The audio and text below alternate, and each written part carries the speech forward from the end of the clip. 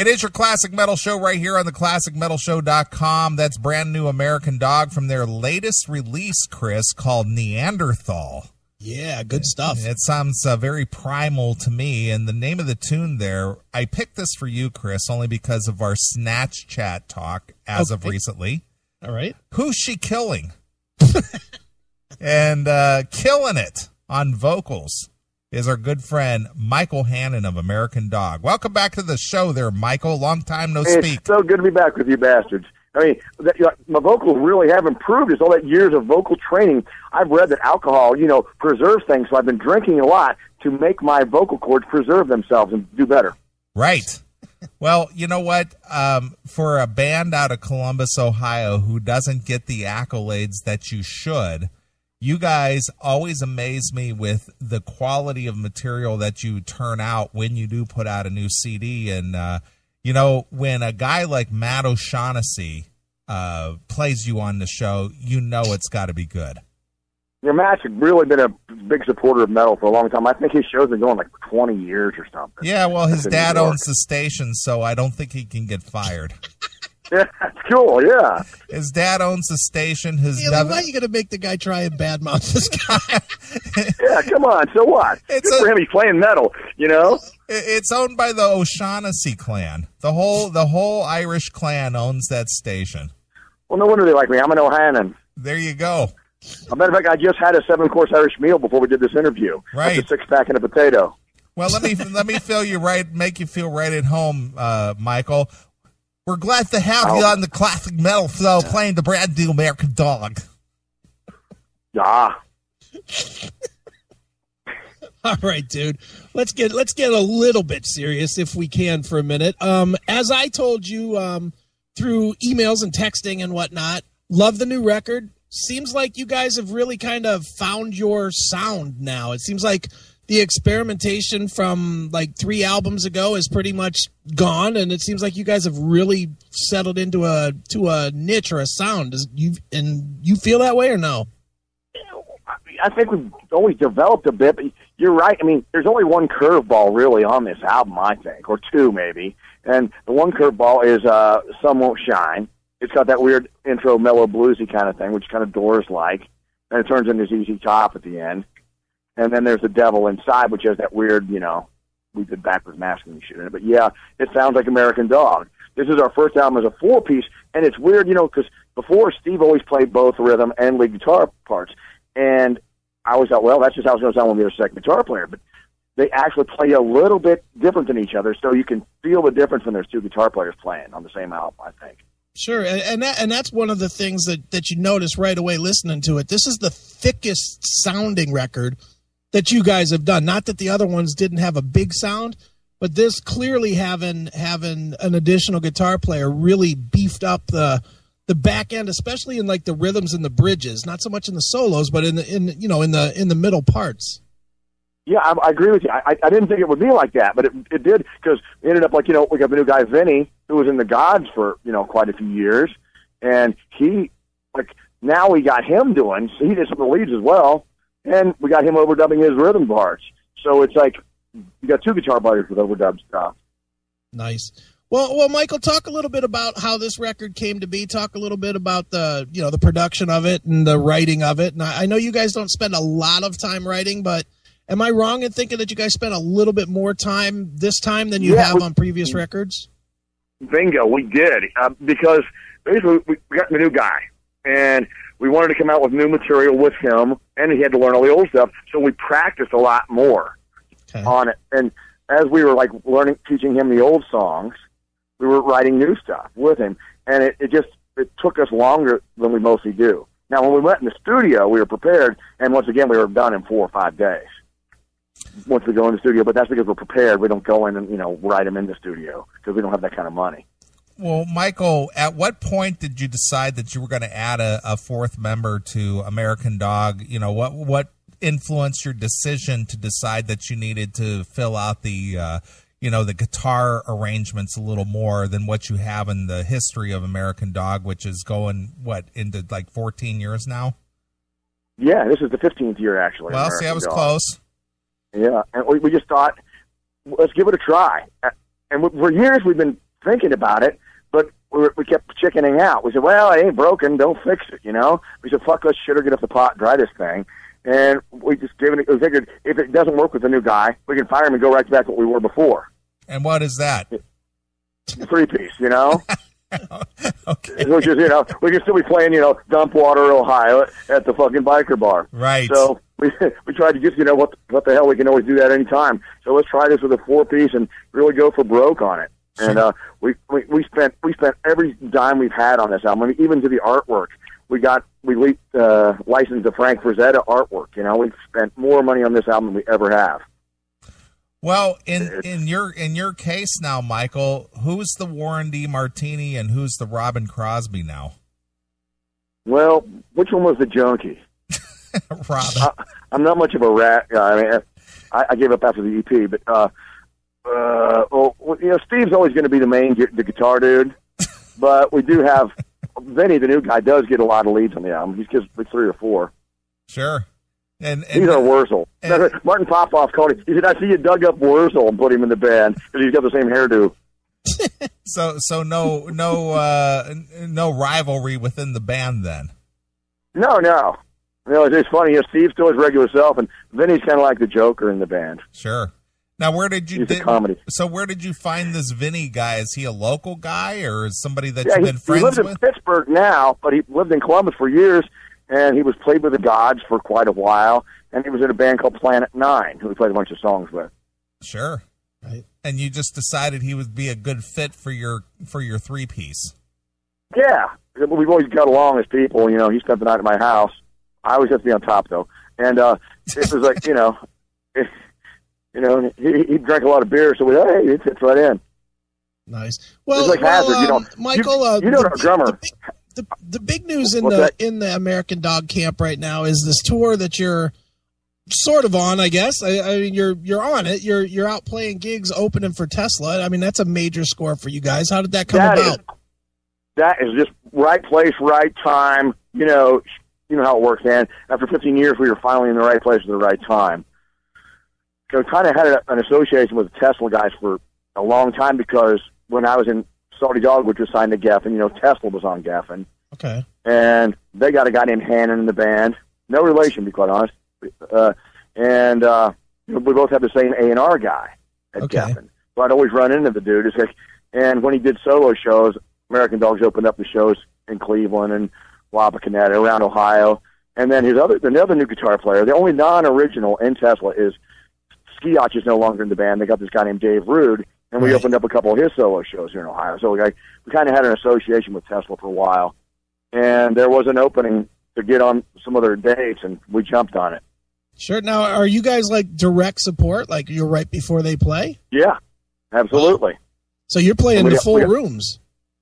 Well, see, the thing about them is they're sometimes playing like festivals and stuff, so we aren't on those shows. We're on shows where they're just doing like a club or something. Okay. And we got lucky that a lot of those dates are right around here in the Midwest. Like we just did New York City with them, and now we got Wichita coming up here on July 3rd, then we got Dallas and Houston, and then we got our good home stretch will be Pittsburgh, Columbus, Cleveland, Cincinnati, and Chicago with them. Wow, very cool. And how was? I mean, you only played the one so far, but how was the response, especially to you, who tends to throw it out a little harsher than Jeff Keith? Well, the Tesla crowd loved us, man. It was like, I think it's a really good fit because, you know, Tesla's always been a rock band. They're always kind of a T-shirts and blue jeans kind of band. They're not like, you know, glam, or they're not fucking heroin chic or any of that shit. They're just a rock band.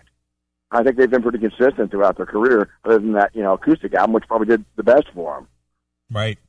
Well, so it's, you know, I didn't talk to the singer. It was their first show back from Europe, so they were all kind of burnt out. But we did, you know, we saw Frank and Dave Rude, but you know, all their crew and stuff is great. We had a good time, and their crowd was real good to us.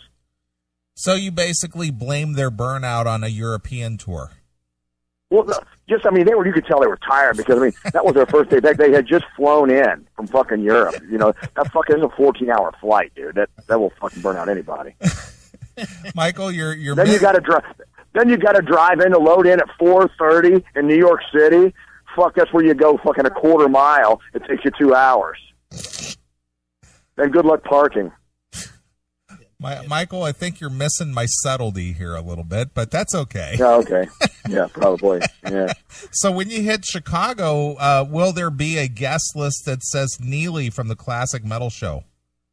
Well, if Mr. Neely wants to go, yeah. Well, of course. What do you think? What do you think? I'm just going to sit at home and say, man, it would be so great to see my buds at American Dog and Tesla. But you know what? I think Law and Order is on a rerun.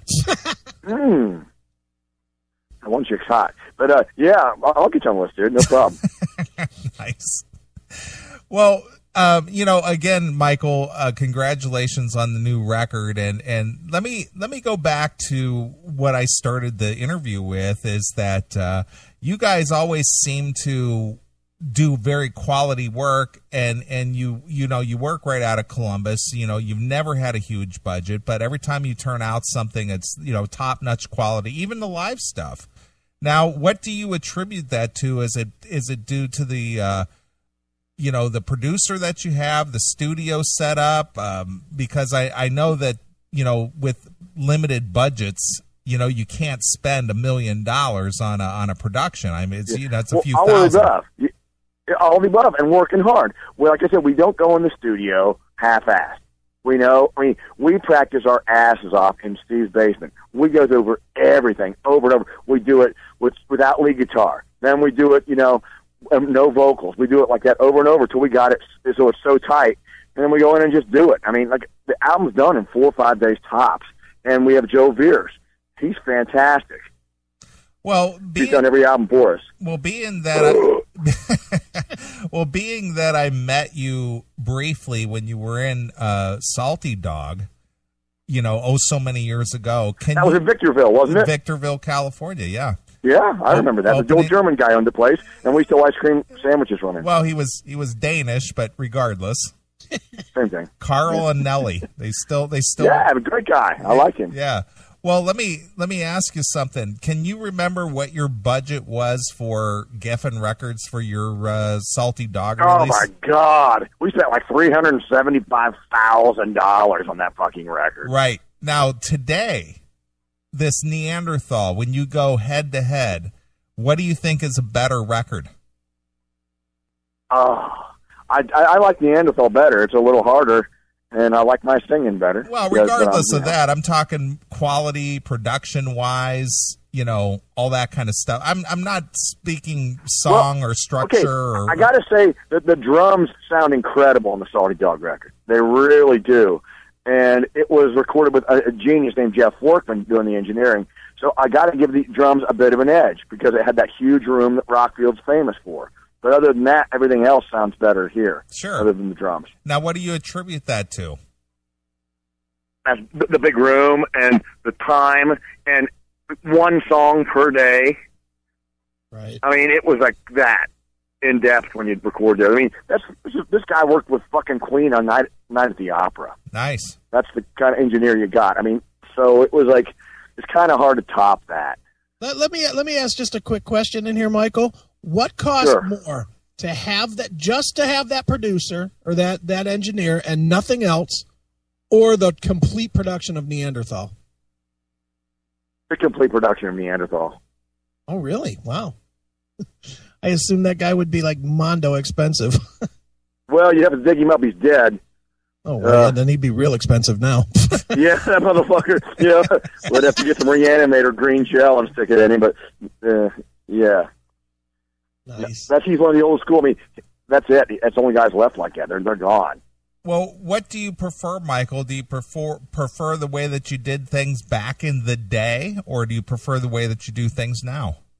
I prefer them now. Let's shit or get off the pot. Right. Let's go. Sure. I mean, this is what Motorhead's been doing it like this for fucking 40 years now. They don't take fucking, but not even a month in this studio. Right, and it works. Yeah, I mean, you can overanalyze a song and go over. I mean, fucking Def Leppard takes 1.5 years to record a fucking song, which is weird because you're just using a goddamn drum machine anyway. Yeah, but they should probably take more time because they haven't wrote a good song since what, 87? Well, I quit after high and dry, but that's just me. Fucking AC/DC, their best albums. I mean, to me, Power Age and Let There Be Rock, those were done in a week. Sure. Definitely. I mean, those stand up to the test of time. Yeah. No, there's no doubt about that. Well, I'll tell you what, Michael, let me talk to Vinny real quick. I got to get some perspective from him as well. All right, hold on. He's right. He went inside the bastard in his air conditioning. What the hell? Vinny, you're up. Does he not know what this is? It's Classic Metal Show. Sure. All right. Hello. Vinny, how are you, man? Hey, I'm really good. How you doing today? Good, dude. Dude, I've just got to come straight out and ask you, what in the hell would lead an accomplished, talented guitar player to join these fucking three knotheads? Well, it was pretty easy because they're real good friends of mine. I've known them for, going on 10, 12 years, just friends hanging out. And been a fan for a long time, and I guess you might say I'm brainwashed in some way, and so it was easy to get drafted into this with these clowns. No doubt, man. Well, dude, talk a little bit about, obviously you have history previously. Talk a little bit about how working into a project like this that really kind of has to reinvent itself a little bit as far as how it writes and records. Talk a little bit about how that situation was for you stepping in there to be that new piece where they kind of had to learn you as much as you did them. Well, in that situation, Steve Theado was covering all the guitar parts, obviously, and on the records, he would play all the different parts. And so I learned from the record and then get into rehearsal and, I was playing the songs right, but Steve's like, what? Wait a second. What are you doing there? They put it in play. Oh, I did that. Oh, wow. So it was a learning process for everybody. Everybody had to kind of make adjustments, and Steve's biggest thing was to lay back, to try to lay back a little bit, because you don't have to cover all those parts anymore, And sure. So that was kind of wild. And then the other part, of course, is for me and Hannon, was to keep from getting smacked in the head with his bass headstock. He's got to remember that there's another dude over there on his side of the stage. And so, that was probably a kind of an adjustment for him as well. And I have to keep my eye on him so I don't get hit in the head. Right, no doubt, man. But well, dude, that's kind of how that went. Would you say that coming into this band that you're comfortable as primarily a rhythm player, because obviously Steve has done the leads in this band forever, and I'm going to assume he's going to continue to do the leads in most of the songs. That was the role. The idea was to come in as a rhythm player, and I'm perfectly fine doing that. I did that in a few other bands I've been in. But then very quickly, especially when we started writing the new album, I got a lot more chances to do some solos. And actually, of the 10 songs on the album, I'm doing a solo of one sort or another on 8 of the 10 songs. And I got the main solos in 2 of the songs, and I thought that's just so generous of them, of Steve, to throw me bones like that. And so it's kind of gone from being the rhythm player to just, I'm kind of a guitar player.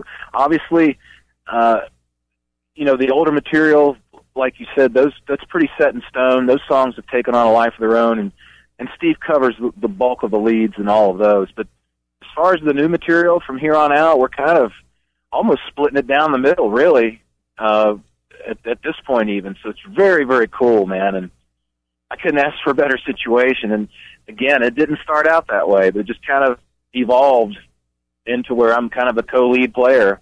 So it's pretty cool. Well, Vinny, in between the sets, are you required to replenish Michael with beer?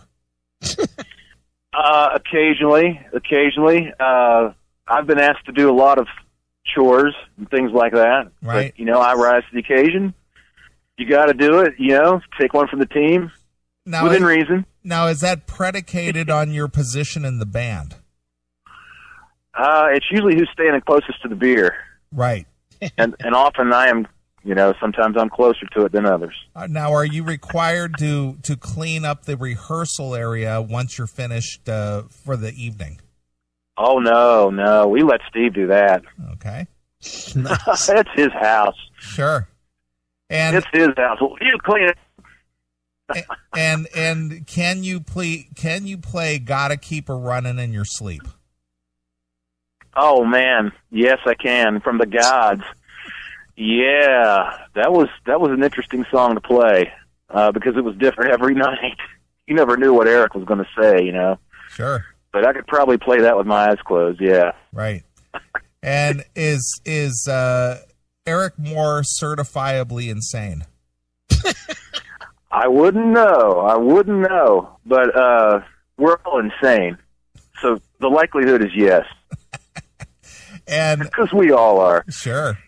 And what part of Pittsburgh do you live in now? Live about 6 miles from downtown. It's a little place called Mount Lebanon. Oh, I know where that is. Very, very cool little neighborhood. No need to drink and drive there. I can just walk to all the little pubs. Nice. And all that. Sure. Very cool, yeah. Sure. And you fit well down there with your name being Vinny and all. I'm sorry, what's it again? You fit very well in that area with your name being Vinny and all. Oh, of course. It goes without saying. The last name doesn't hurt either. Right. Do you wear a wife beater on a pretty continuous basis? Occasionally, yes. I have not on a regular basis, but on an occasional basis, I will don the wife beater. Sure. Just like Pittsburgh Dad. Right. Exactly. Love Pittsburgh Dad. Yeah, Pittsburgh Dad rocks. Yeah, especially when he's hiding from Jehovah's Witnesses. Yeah, he's great, man. Love it. All right, dude. Well, congratulations on your new position in American Dog. I don't know if you know much about the Classic Metal Show, but American Dog has been the house band for many years. And awesome. Yeah, I do know that. And we love American Dog and the new Neanderthal release. So unless you have something else to add to this, get off my phone. I will do that. Thank you so much for having me, man. Sure, man. All right, guys. I'll give you back to Michael. All right. All right. I think he's going to quit tomorrow.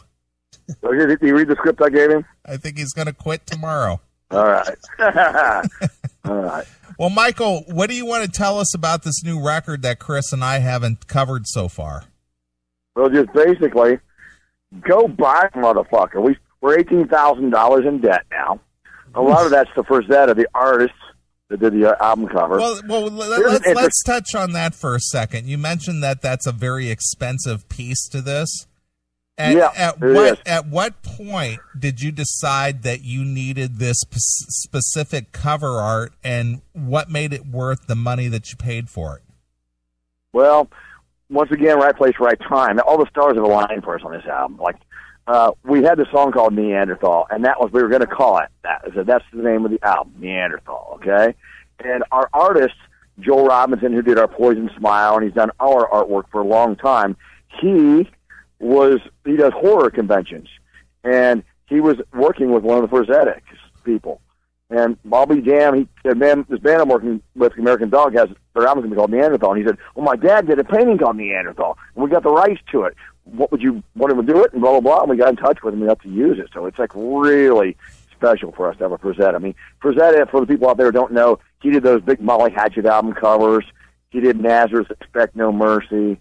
You know, all fucking lot of cool stuff. And the original painting, here's a trivia fact, was done on a piece of roofing slate in the guy's garage. It's only like 12 inches by 10 inches wide, the original one. Oh, you could have painted that on my cock. No, it wasn't like a toothpick. I said it's like a roofing slate. Nice. Hey, guess what? Steve just walked out. You got to talk to Steve. All right, let's talk to Steve. He better be good this time. He always freezes up when he talks to us. He says you freeze up on the phone. You can't do interviews, so you better talk good, he said. Okay. Hello? Steve. Oh, Neely. Oh, yeah, it's him. Yeah, that guy. Steve. What's going on, man? Well, Steve, I'm going to be honest with you, and Chris can verify this, that when we talk about American Dog, I always sing your praises as to what a fantastic live guitarist you are. Right or wrong, Chris? Never heard that once, Steve. That's awesome, man. I love it. Thank you so much. Now, in all reality, Steve, when I've seen you play, which I've seen you about a dozen times now, you are just one of the most intense guitarists, and Chris and I have discussed this on the show very recently, actually, because we were talking about your upcoming appearance here on the Classic Metal Show. But the way that you play, you just make it seem so effortless. Very fluid. Oh, well, I appreciate that. Yeah, it's very fluid, dude, and at the same time, the riffs, I mean, not that the riffs aren't strong on the record, but they're a different kind of strong in the live setting. They're not exactly the same, which is, I think, is one of the strengths to the band in general, is the live show. And it's prime. Not trying to put anybody down, but I've always said that, and you've read this in the reviews I've written, Steve, it's always starts and stops with the guitar playing. Yeah, and it's really, that's the one thing that's hard to do is live. There's so much emotion when you're playing live. Right. You know, and that's the hardest thing to capture in the studio. Sure. Well, you know, I mean, because like you said, it isn't. It's all, you get all fired up. You're out there and you're going for it. And you can't replace the stage versus being in the studio. I mean, you can play well, but there's just something about the stage that just takes you somewhere else. Well, I agree with that, Steve, and I'll be honest with you. I've stood there watching you play a solo, you know, and literally have become mesmerized just standing there watching you, you know, play that guitar. And to be honest with you, I've seen, you know, I've been to, I can't even tell you, maybe over 400 concerts in my life. And watching you play, the only one that I can compare you to as far as fluidity, I guess that's a good word, is watching Warren DeMartini play. Nice. Wow. Thanks, man. That's awesome. Because Chris and I stood on stage last year for Rat opening up for Van Halen. Right. And Warren DeMartini, just watching that guy play, it's like he doesn't even touch the strings the way he just, it's amazing. That's awesome. It's amazing. So tell us a little bit about this record for you, Steve. What do you take away from this new release? Well, the biggest thing for me was just having another guitar player. That was that made the whole experience completely different. As far as the songs and I mean everything, you know, the vibe's still there, and like the title track and thanks, Michael. The experience was great. You know, we had no hitches. It actually took us a while. I thought it'd be really easy to go from being in a 3-piece to having another guitar player in the band, because I always thought in those terms. This would be a piece of cake. But after being in this band for over 10 years and getting set in my ways, it's like, oh, wait a minute. Now I got to rethink some of this stuff. So It took me a minute. So, Steve, what does that leave for, and I just want to go, I know we're jumping all over the place, but in the live setting, how does that change what you do, not with the new stuff, but with the old stuff? Because I can't imagine that you just have Vinny up on stage just standing there. You know, I'm assuming he's taking some of the pieces that you used to play. Well, on the old stuff, he's really just sticking to rhythm. Okay. And what that has done is given me a little more freedom. Like before, I'm trying to play all these parts at once to make it sound like, a thick band. But now I can just, at the end of a lead, I can hold on to a note and let it go, and Vinny's going to pick up the rhythm. Okay. You know, so it actually gave me some freedom. But was that comfortable from day one, or did that take a little bit of learning? I thought that would be comfortable from day one, but it did take me a minute, because I was so set in my ways that I didn't realize it. So yeah, it took me a minute for sure. Actually, there's still some stuff I'm waffling on, like what should we do here and there. So right. Well, now that you have all this newfound freedom on guitar, Steve, will you be flailing your arms about like Peter Townsend? Oh, of course. Absolutely. I've been working on that whole windmill move. I'm not very good at it yet, but I'm working on it. Right. And eventually, I'm going to do the whole guitar around the back thing. Oh, so you're gonna do a Jeff LaBar. Yeah, there you go. Yeah. Nice. If I can pull a windmill off while I'm doing that, then I'm gold. Right. Now that's something to work on. I guess you're going to have to be moving some of the practice space lamps out of the way, and kind of clearing out some space a little bit, so you got the room to flail. Yeah, and I'll probably need a bottle of Valium. Well, Steve, I have a legitimate bitch with you personally. How in the world could you pick Eric Singer as your favorite drummer of all time? What the hell, dude? Did I? Yes. At least on the website, it says your favorite drummer is Eric Singer. He's just on my list. How could he make the top 10 of a list? What, don't you like drummers? Well, some of them are pretty cool. Some of them. There are so many good drummers out there. You know why I put Eric Singer on the list? Is because I love that first Badlands record. All right, that's fair. That's actually the only reason he's on there. I thought maybe it was for his Kiss work.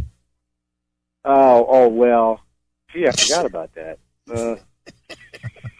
Yeah. Might have to change that up for tomorrow's website, right? Yeah. Nice. Well, Steve, one more quick question about the band for me. Right. Vinny's not the only change that's happened in the last couple of years. You changed drummers as well. You brought Hazard in to change up things a couple years ago. How has that worked out? And I'm assuming that him coming in was kind of part of the growth that led you to bringing Vinny in as well. Is that even? That's true. But to me, that's the best thing that happened, though. Him getting in the band was the best thing that happened to us. And why? He's a beast. He's just a beast because he's there. He's loyal. He's into it. He's willing to work, and he's great to be around. I mean, there's just a win-win-win-win thing with Hazard. Well, since he's got in the band, there's been no looking back. Well, when you make a comment like that, Steve, that would indicate that somebody formerly in that position did not have all those same qualities. Well, yeah. Without a doubt. Well, Steve said, and I love those guys to death, but they all had issues. So, sure. What are you going to do? Yeah. Mainly wives and kids. Oh, yeah. Yep. Yep. His wives and kids get in the way of the drinking and the partying, don't they? They get in the way of a lot of things. Well, Steve, now that you're a statistic among rock bands, why does it always come down to the singer and the guitarist? Well, that's because they're the focal points. I mean, you got to have that. I mean, think of all your favorite bands. They always have that dynamic duo. There's that singer, and then there's that guitar player. Occasionally, the singer plays bass. But regardless, it's still the singer and guitarist, right? Yeah. So basically, that boils down to the other guys really never mattered. Oh well. I'm not touching that one. Not denying. Oh shit. Oh. Aren't you glad you came on the air with us there, Steve? Well, certainly. Certainly. I haven't talked to you guys forever. This is awesome. Oh, yeah. And this is the kind of interview you don't get from anybody else, right, Steve? That's true. Very true. Nice. Well, we got one more dog to speak to, Steve, unless you've got more to say. No, here's Michael, and I'll round up the other guy. The other guy. He doesn't. See, I told you he doesn't matter because he doesn't even have a name. He's just the other guy. Other guy. Well, yeah. Here's Michael. All right, it's me again. Well, Michael, I just asked Steve a question. Now I want to ask you the same question. Okay. Since you are now in the statistic of rock bands in general, why does it always come down to the guitarist and the vocalist? Mostly because the vocalist writes lyrics and the guitar player writes the music. And the other members don't matter. Well, I think a lot of people think that way. I don't agree with it. I mean, I think drummers have a lot to do with how it sounds. I mean, you look at Zeppelin, it was Page and Plant, but if Bonham's sound was so much to it, wouldn't you agree there? Yeah, but could Zeppelin still sell out an arena if Jimmy Page, Robert Plant, and the other Jason Bonham, the other guy got together? John Paul Jones. Yeah, the guy with the Dutch boy haircut. Yeah, that guy. Well, he had the. He's badass. That's probably the best musician in the band. But yeah, they could. So but that's because it's that Led Zeppelin. Right. Now, the big question will be, could Steven Tyler and Joe Perry get together with a bunch of goons and still Of course they could. Sure they could. Of course, Steven Tyler did it without Joe Perry. Aerosmith didn't go down when Perry left. That's true. But they all got on heroin and sucked ass. I saw that Rock in a Hard Place tour, man. It was Rose Tattoo, who were great. I was one of the 10 people there knew who they were. And then Pat Travers, who was all coked up and shit. And then Aerosmith. And I was way up top, and I could see Aerosmith.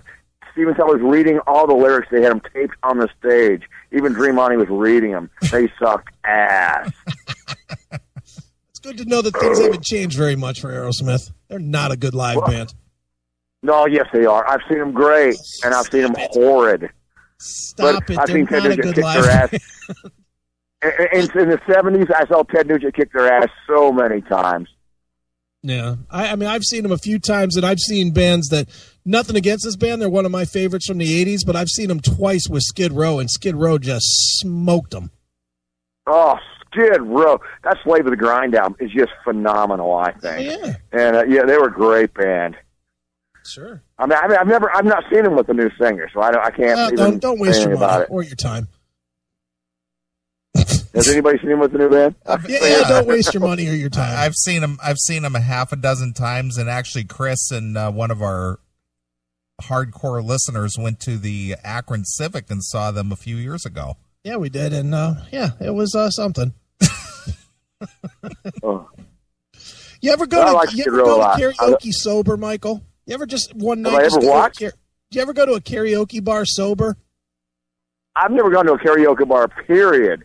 Well, if you go to a karaoke bar and you stay sober, like you stay dead sober and you stay till like 1 o'clock in the morning and somebody sings a Skid Row tune, that's the current version of Skid Row. Ooh, oh, that's wrong. That's just wrong, Gary. Oh, shit. Oh, well, where's your drummer, Michael? We were going to talk. He's right here. Oh, we were going to talk to him. He's standing right here. Well, if he'd hurry back, he's wearing a reflective green shirt because he drives a truck. Goddamn. We fucking, like I said, $18,000 in debt. Here he comes. This is Hazard. You know him from Bill Peters' Hate Band. Right. And here he is. How you doing? What's up, man? How are you? Good. How are you doing it? Good, dude. Well, dude, we figured we had to give you a little bit of time since we gave these other three knuckleheads some time. So, first of all, welcome to the show. I don't think you've been on, have you? No, I haven't. No.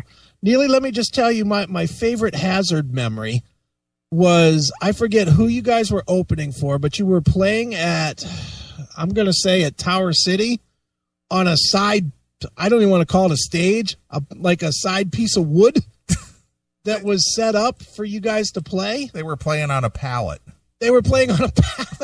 And they. Oh yeah, that was in a metal band I was in, opening for Judas Priest and Whitesnake. Right, yeah. But you guys kicked ass, but people couldn't walk. Where you were positioned was close enough to the gate where people couldn't walk in to go to their seats. They all had to.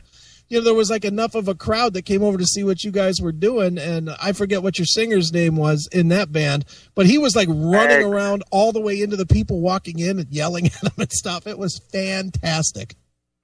Yep. Cool. Yeah, it was kind of a disappointment for us because we thought it was going to be something a little different. Sure. But we got there and they put us on that little dock thing, and I was like, it is what it is. Let's just do it and go out there and give it 100%. And sure, yeah, it turned out all right. Definitely, man. Well, dude, things that are turning out all right. Certainly, you've really established yourself in American Dog now. There was like I don't know if it was like a competition or what, but there was a couple guys that came down and tried out, and I know you won that gig. And basically, since you've taken that gig, we've heard nothing but good things about you playing with the band as a 3-piece and a 4-piece, and both Michael and Steve have had nothing but good things to say, at least to me, since. That's so great. Congratulations on that, man. Thank you.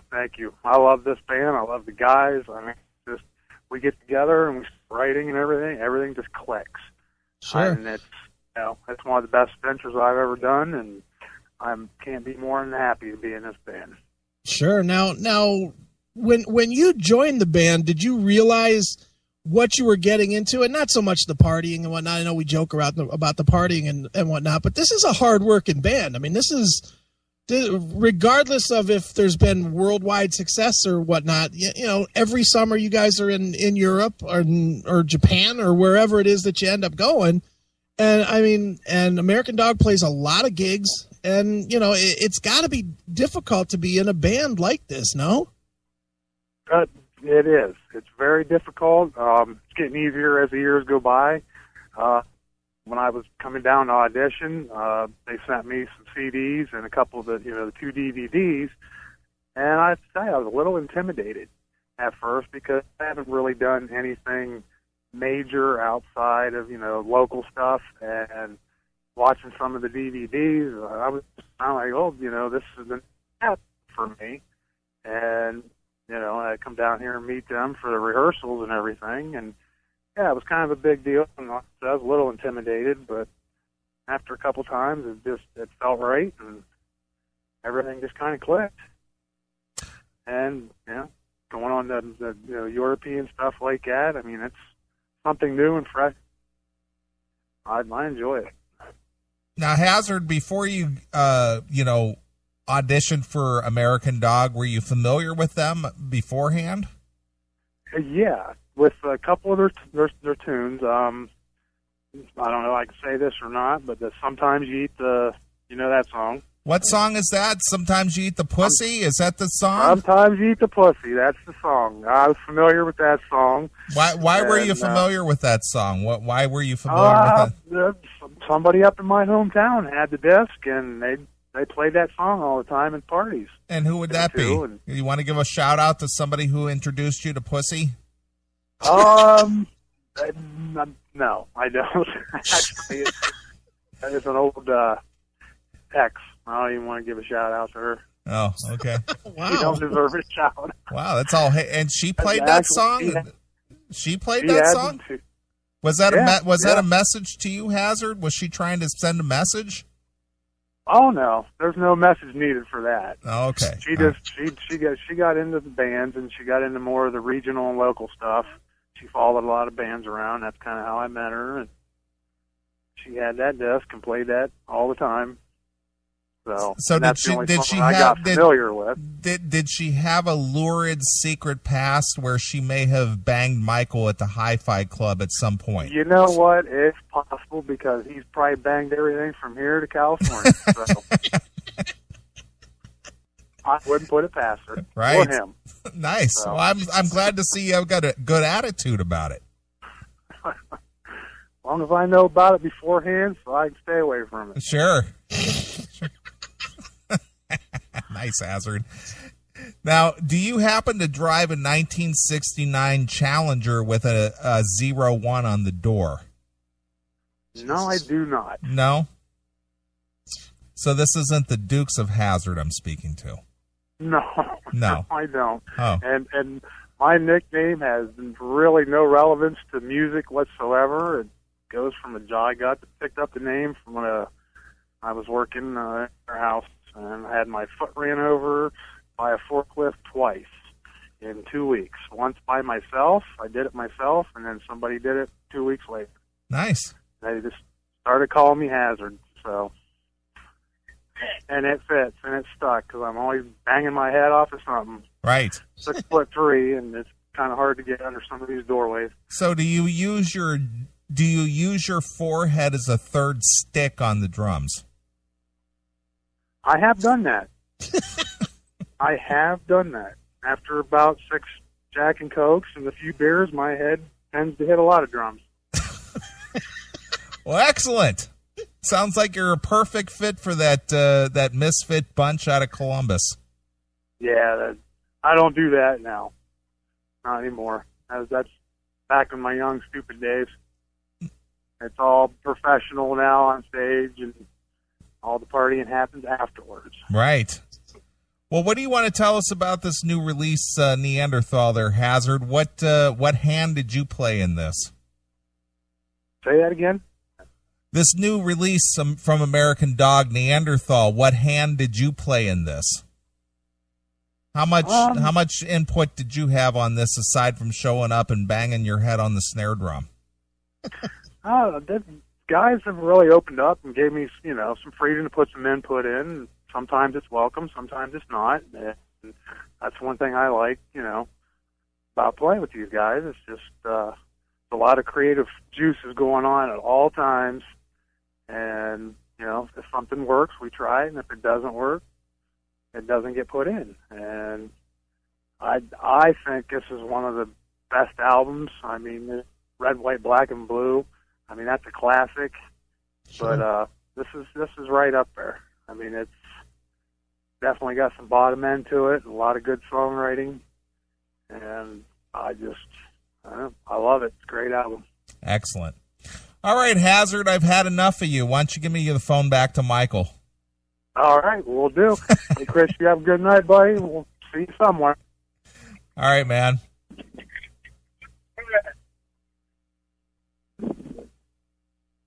What, did he walk away? I'm back. There he is. All right, Michael. Well, I think we gave everybody fair and equal time on the Classic Metal Show. That's good. I wouldn't want anybody to feel left out. Me neither. We got Rob in here. We're doing an interview on Foon as well. Nice. Oh, nice. At the same time, the other guys, we keep going back and forth. That's why it's those guys from out of nowhere. Well, if it gets in the way of our interview, you're just going to have to hang up with them.